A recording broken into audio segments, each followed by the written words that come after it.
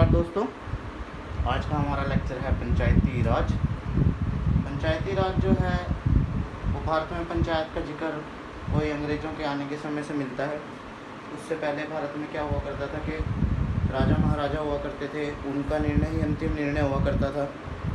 किंतु जब से भारत में अंग्रेज़ों का शासन आने लगा तो भारत के शासकों का जो वर्चस्व है वो कुछ कम होने लगा और अब लोग अपनी बात सीधा राजा से ना करके आपस में बातचीत करने लगे। सरकार के खिलाफ़ कोई भी बात करनी है तो उसको पंचायतों में या गांव की सभाएं मिलकर के आपस में बात करने लगी। वहाँ से पंचायतों का उदय हुआ, मगर इसका कोई भी सरकारी वजूद नहीं था जब तक कि 1882 में लॉर्ड रिपन ने इसको ज़रूरी समझा। और सबसे पहले लॉर्ड रिपन ने 1882 में स्थानीय स्वशासन के नाम से संस्थाएं बनानी शुरू की, क्योंकि उनका मानना ये था कि यदि जनसंख्या को, पॉपुलेशन को कोई उनके आसपास के क्षेत्र में दिक्कत है, जैसे आपकी गली है, आपकी गली में लाइट नहीं, या फिर आपकी सड़कें नहीं बनी, गड्ढे हैं, या आपके आसपास कुछ सामान नहीं मिलता है, तो इसके लिए कोई सीएम, कोई पीएम, कोई डीसी ये टेंशन नहीं लेगा। इसका ये काम कोई लोकल स्तर के अधिकारी ही देख सकते हैं, लोकल स्तर के आपके चुने हुए नेता ही देख सकते हैं। इसलिए इसको स्थानीय स्वशासन कहा गया, जो एक बहुत ही महत्वपूर्ण टॉपिक है। मगर इसको पूरी तरह से देश में लागू नहीं किया गया। 1882 में इसको मद्रास में लागू किया गया। जब भारत आज़ाद हुआ तब तक भी इसमें, भारत की आज़ादी के समय तक भी इसमें आपका जो है पंचायती राज का सिर्फ जो आपके राज्य के नीति निर्देश हैं उसमें अनुच्छेद 40 ये बताता है कि राज्य को अपने यहाँ पे स्थानीय स्वशासन के लिए, पंचायतों के लिए कुछ कार्य करना चाहिए। सबसे पहले जो पंचायतों का जिक्र मिलता है तो जवाहरलाल नेहरू जी के टाइम में 11 अक्टूबर 1959 और 2 अक्टूबर 1959 इन दो तिथियों को सर्वप्रथम राजस्थान के नागौर जिला में और आंध्र प्रदेश में पंचायती राज का उद्घाटन किया गया, मगर यह सिर्फ इसी राज्य तक सीमित थी।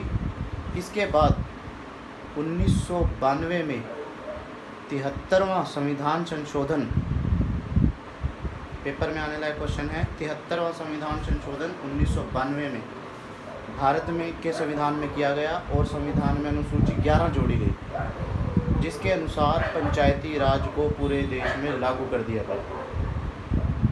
इससे पहले भी पंचायती राज चल रहा था, मगर अब उसको संवैधानिक दर्जा दे दिया गया। अब अगर मैं बात करूं पंचायती राज में होता क्या है पंचायत, आप सबको पता है पंचायतें क्या है, कैसे पंचायतें काम करती हैं। तो एक पंचायत चुनने के लिए सबसे पहले अगर हम देखें तो एक गांव का क्षेत्र है, जो भी आपको एक गांव मिलेगा, एक गांव के क्षेत्र में, एक गांव की बाउंड्रीज के अंदर आपके एक जितने भी 18 प्लस पॉपुलेशन है, जितने भी जो लोग हैं उनकी उम्र 18 साल से ऊपर है, वो सब ग्राम सभा के सदस्य होंगे। ग्राम सभा के सदस्यों में उनकी गिनती की जाएगी। गांव को अलग अलग वार्ड्स में बांट दिया जाएगा। उन वार्ड्स में से एक एक मेंबर जीत के आएगा, जिसको वार्ड मेंबर कह देते हैं। पुराने समय में इनको पंच कहा जाता था। इनकी संख्या पहले 5 होती थी, अब ऐसा कुछ नहीं है, अब गांव की पॉपुलेशन पे डिपेंड करता है। तो ये 18 प्लस जो पॉपुलेशन है ये आपकी ग्राम सभा बोलती है। 18 उम्र से ज़्यादा जितने भी लोग हैं वो ग्राम सभा बोलेंगे। और गांव को अलग अलग वार्डों में बांट दिया जाएगा। वहाँ से जितने भी आपके मेंबर जीत के आएंगे उनको वहाँ के वार्ड मेंबर कहा जाएगा। ये वार्ड मेंबर अपने में से एक सरपंच को चुनेंगे। तो ये एक गांव की ग्राम पंचायत बनती है। ग्राम पंचायत में कौन कौन हो गया? सरपंच, वार्ड मेंबर यानी कि पंच, और ग्राम सभा। ये ग्राम सभा टोटल 29 विषयों पे काम कर सकती है। 29 विषय क्या कि आपके गांव में बिजली नहीं आती है, उसके लिए ये अपने लेवल पे कुछ काम कर सकते हैं। स्कूल नहीं है तो स्कूल बनवा सकते हैं, पार्क बनवा सकते हैं, जिम बनवा सकते हैं, कोई आंगनवाड़ी केंद्र बना सकते हैं, स्वास्थ्य केंद्र कोई खोल सकते हैं, किसी तरह के छोटे मोटे कर लागू कर सकते हैं, कोई मछली पालन उद्योग, छोटे मोटे उद्योग अपने लेवल पे पंचायत कर सकती है। टोटल 29 विषयों पे इसे काम करना होता है। एक गांव के स्तर पे ये आपकी ग्राम पंचायत बुलती है। अब कई गांवों के सरपंच, कोई 10 या 15 या 20-25 गांव के सरपंच आपस में मिलकर ब्लॉक लेवल पर एक समिति बनाते हैं, जिसे पंचायत समिति बोला जाता है। पंचायत समिति ब्लॉक लेवल पे होती है और फिर इन पंचायत समिति के सदस्यों में से, जो पंचायत समितियों के हेड होते हैं, उनमें से जिला परिषद का निर्माण होता है। जो ग्राम पंचायत है इसका मुखिया सरपंच होता है, जो पंचायत समिति है इसका पंचायत समिति का अध्यक्ष होता है, और जो जिला परिषद है इसका मुखिया मेयर होता है। अगर इसके हम एग्जीक्यूटिव हेड कार्यकारी अध्यक्ष देखें तो ग्राम पंचायत में ग्राम सचिव कार्यकारी अध्यक्ष होगा, पंचायत समिति में BDPO यानी ब्लॉक डिविजनल एंड पंचायत अफसर, और जो जिला लेवल पर जिला परिषद है उसमें उपायुक्त जो है यानी कि DC जो है वो एग्जीक्यूटिव हेड होगा। ये सब भारत में आया कहाँ से?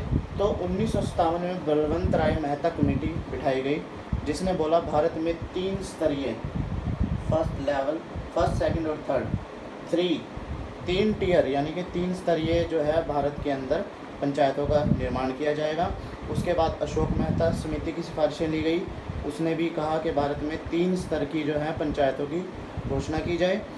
और 1992 में 73वां संविधान संशोधन भारत की 11वीं अनुसूची में जोड़कर पंचायती राज को भारत का स्थानीय स्वशासन के रूप में लागू किया गया। हमारे चैनल के साथ बने रहिए।